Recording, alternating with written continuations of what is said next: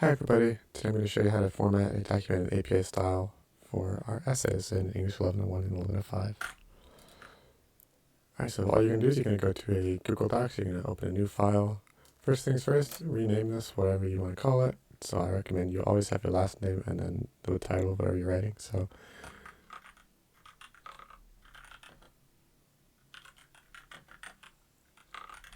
it's Barnhart AIMRAD Survey. Alright, we're going to do our document. For now, put this at 0. Select everything, format, line and paragraph spacing, double.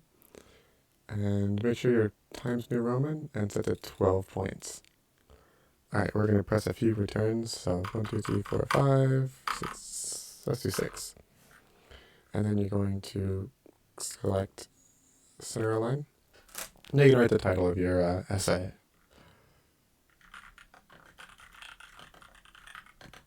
For now, it's just APA Formatting Guide.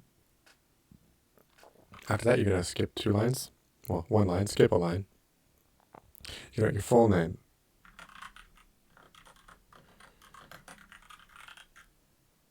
After that, you're going to write the department and university you're in.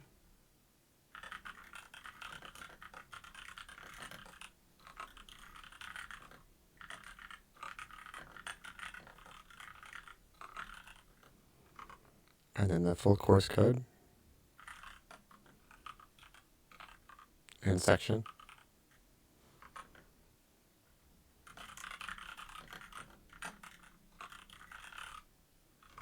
And then your instructor's name.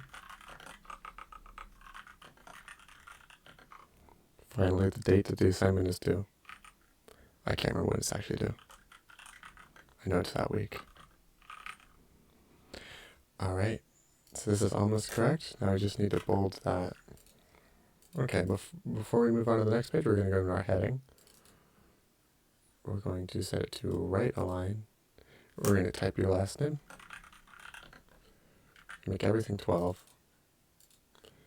Insert page numbers. We want this page number. So now we've got the page numbers. Next, we're going to go back down, click on the lowest line you've made so far, and then insert, break, page break. Alright, we're going to make your heading 1. This is a heading you can use for abstract and then all of the things that are in our AIMRAD acronym. So all we're going to do is, for now, is just bold it.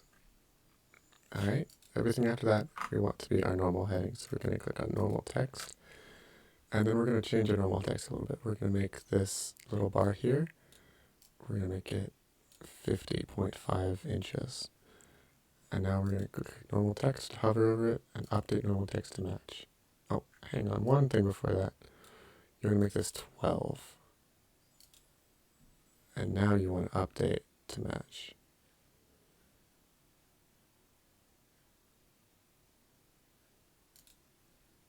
This should be heading, this should be normal text. This is heading. So now we want to click on this, update heading 1 to match. Alright, so now we've made heading 1 in our normal text.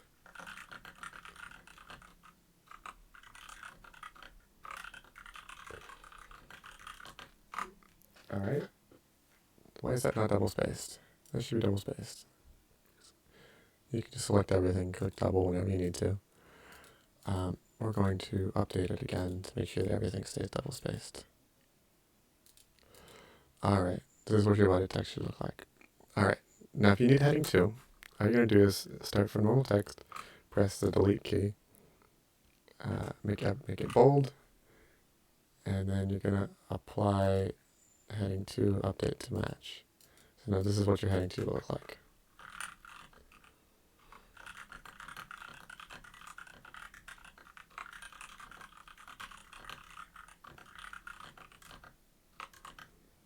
Alright, so that's pretty simple. If you need heading 3, you're going to start from heading 2.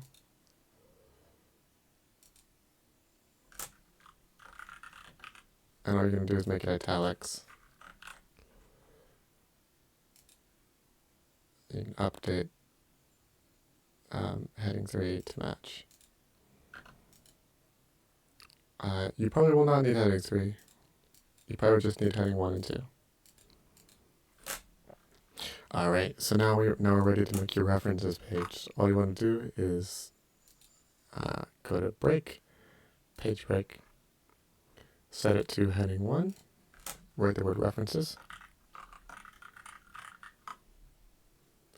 And now we need this section to be in a slightly different format. We want it to be, we want it to have a hanging indent. So what we're going to do is go to align and indent, indentation options.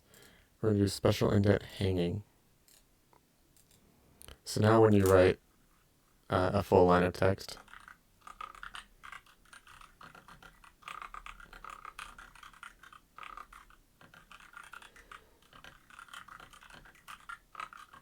so now when you write a full line of text, so he's got that hanging indent that we want. Now for your annotations, you're going to keep that indent and you're just going to annotate below them. So it's going to be like this.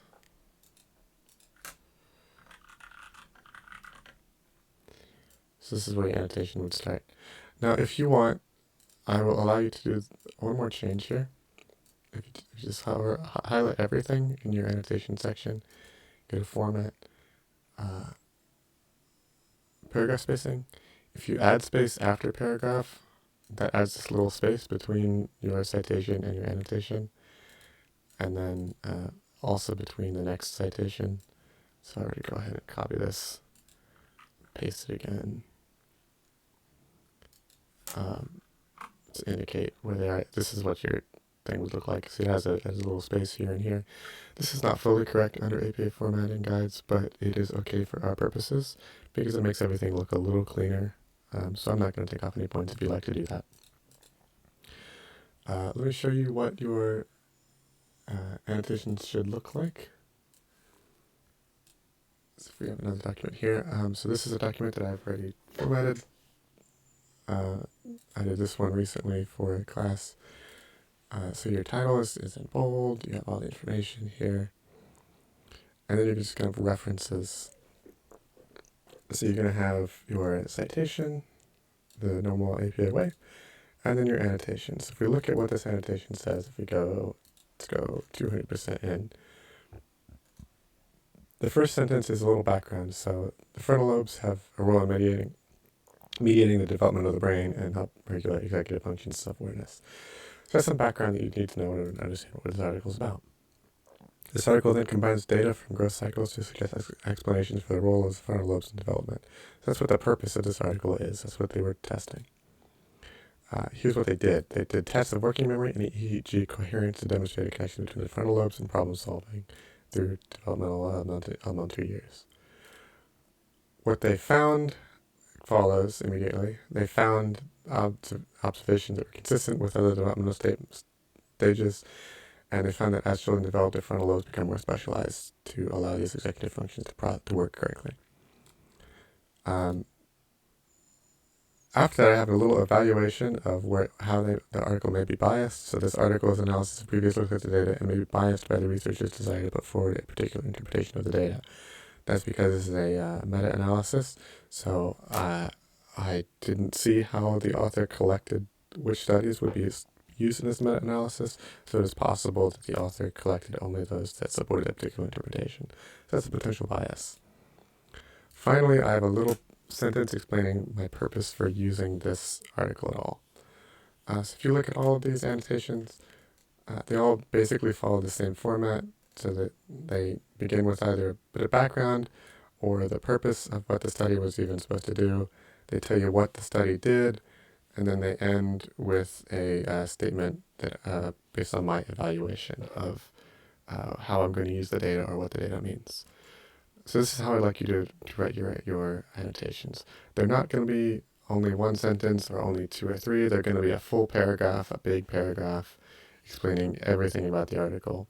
The tiniest bit of background, whatever, if you need to know that in order to understand the article, the purpose of the study, what they did, what they found, and how how it's relevant to you. So that's what you should have in each of your annotations. All right, I hope this helps you guys. I will see you in class.